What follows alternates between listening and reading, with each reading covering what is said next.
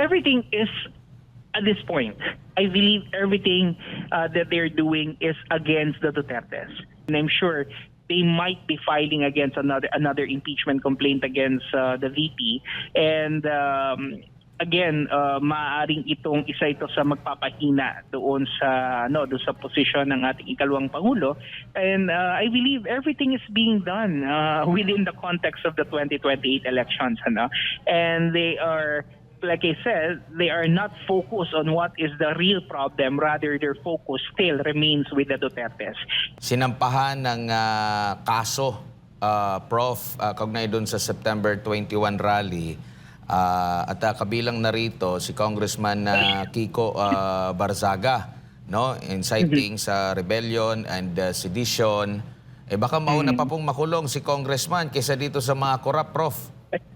Actually, yun nga yung nakikita natin ngayon, and sa totoo lang, mas tinitignan kasi nila rito, yung mga kumaga parang mga sidelights. They're not really looking at the highlights. They're not they're trying to focus their attention on other things. Kasi nga, this is really the art of diversion, whenever you divert something and whenever you try to politically maneuver something, you try to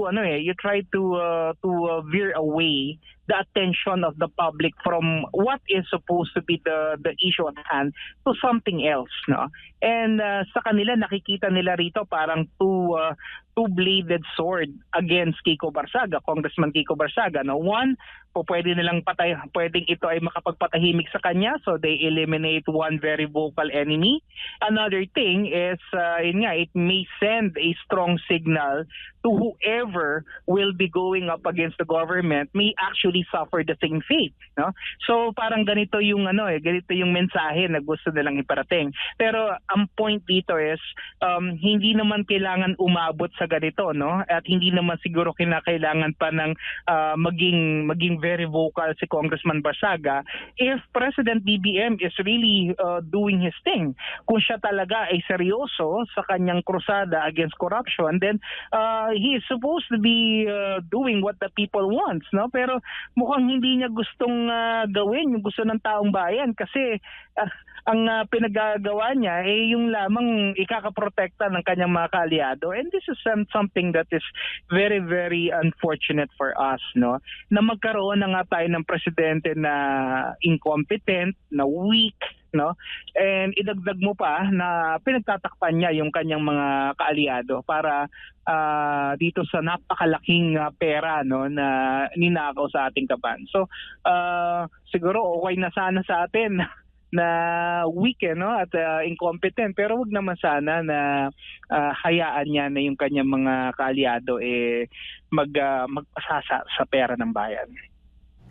Isama ko na rin po, i-connect ko na rin din po, Prof, yung post ni Montulfo kaugnay doon sa sinasabing mga destabilizer daw. Nakikita niyo po ba na parang pamamaraan ito para magkaroon ng chilling effect in connection din dito sa nangyari kay Kiko Barzaga at sa iba pa na mga sinampahan din ng kagaya ng ganitong reklamo? Well, we really need to toe the line here between what is destabilizing and what is, a constitutional right. Kumbaga parang they are trying to paint the idea that the people are there not because they want corruption to end, but because they want this government to fail. And this is certainly not what, hindi naman ito yung gusto nating mangyari, because we believe, and I certainly do believe, na if this government fails, lahat naman tayo apektado . Hindi natin gugustuhin yun. Ang gusto lang naman natin is mapanagot yung mga kailangan mapanagot at kinakailangan mabigyan tayo ng hustisya kasi tayo ay pinagnakawan. It's that simple. So let's not complicate this. So this Tulfo guy, I think is parang adding fuel to the fire this early, o baka masyado silang natatakot sa kung anong puwersa ng taong bayan na ipapakita sa kanila. Siguro dapat isipin nila, hindi aabot dito sa ganito ng kilos kung sila ay umaaksyon. That's simple. Dito naman po sa naging pahayag, pagbulgar nitong si Senadora Amy Marcos na meron daw magre-recant ng kanyang testimonya daw dahil pinressure, tinatakot yung mga kamag-anak, tinatakot daw yung pamilya Prof at yung iba, pinatutungkolan dito si kay Guteza. Ano po ang basa niyo po rito?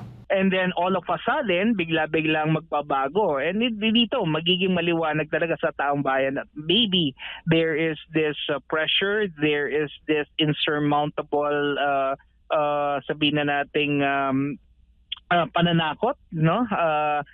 Undue influence that was given upon them, and certainly maaring ito yung mga naging dahilan bakit sila bumaliktad.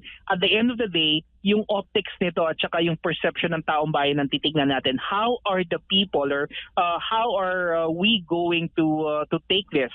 Is this something that we will take as a matter of factual reality, or is it a matter of influence, no, that is being cast upon them? So power play lang naman ito at the end of the day, kumbaga. Nahilot na ang dapat hilutin ng mga posibleng nasangkot dito po, lalo na mga malalaking isda siguro ito, Prof. Tingin niyo po? Well, ako po, with all honesty, for as long as the Senate Blue Ribbon Committee or the Senate is still being handled by the same people, ako po hindi na naniniwala. Kasi if they are really vowed to find and figure out the truth in here, the truth is there right in their very noses. They just don't want to see it. Okay? At hindi ko maintindihan, kitang-kita ng taong bayan, kitang-kita natin lahat ng ebidensya. Pero sila, hindi nila nagagawa itong tignan man lang. Because we know for a fact, no, kung ano ang nangyayari. Sa ibang bansa nga, no, whenever allegations of corruption surface, they themselves, they resign. Dito sa atin, investigations are going on in order to puddle the very perpetrators. Investigations are going on in order for us to be shielded from the truth, so that the real masterminds will go unscathed, no? Kumbaga hindi sila talaga kumbaga yung mismong instrumentalities ng gobyerno ang nag-shield sa mga tiwali. Wala talaga tayong aasahan. Diba?